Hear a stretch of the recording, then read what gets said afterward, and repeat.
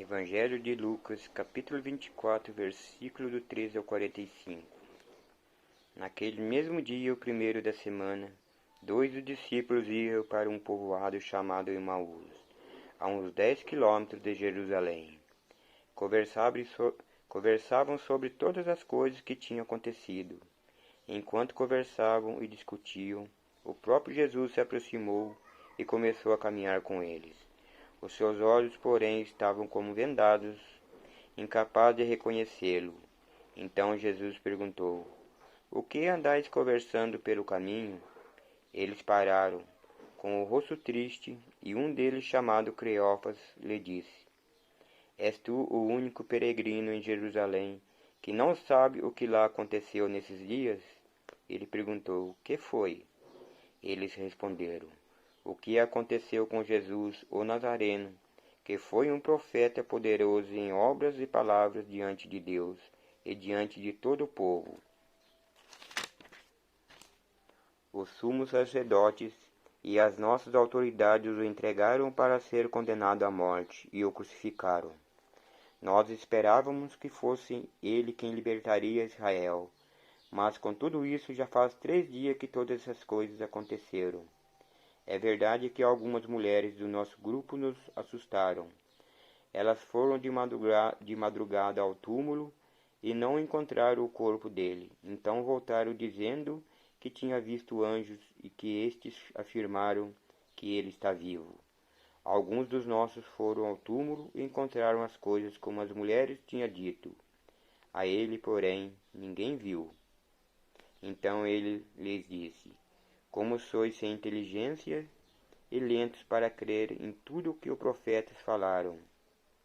Não era necessário que o Cristo sofresse tudo isso para entrar na sua glória? E começando por Moisés e passando por todos os profetas, explicou-lhes em todas as Escrituras as passagens que referiam a ele. Quando chegaram perto do povoado para onde iam, ele fez de conta que ia adiante. Eles, porém, insistiram: Fica conosco, pois já é tarde e a noite vem chegando. Ele entrou para ficar com eles, depois se sentou à mesa com eles. Tomou o pão, pronunciou a bênção, partiu-o e deu a eles. Neste momento seus olhos se abriram, e eles reconheceram.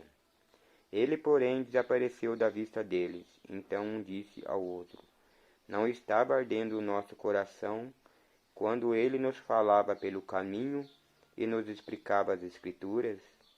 Naquela mesma hora, levantaram-se e voltaram para Jerusalém, onde encontraram reunidos os 11 e os outros discípulos.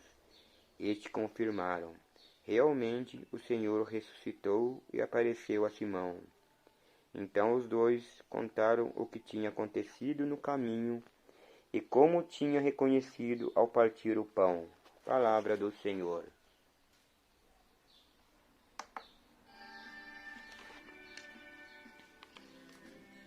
Explicação do Evangelho de Lucas. Para os dois discípulos era simplesmente o 3º dia da morte de Jesus, dia de desânimo, tristeza e angústia.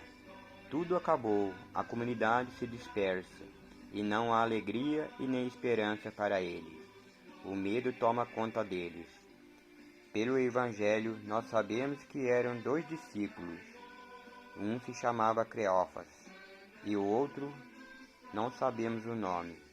Talvez o Evangelho quis apresentar o rosto de tantas pessoas anônimas e desconhecidas, que vivem longe da sociedade, vivem debaixo de viadutos e sofrem todo tipo de preconceito.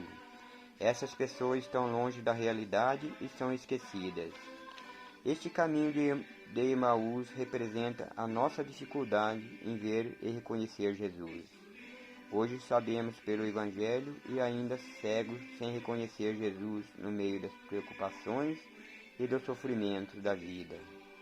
A tristeza fechava os olhos dos discípulos. Sua esperança havia caído por terra. Jesus não vai somente atrás dos reconhecidos. Ele vai ao encontro das pessoas sem nome e dos que sofrem e estão longe da sociedade e da sua igreja.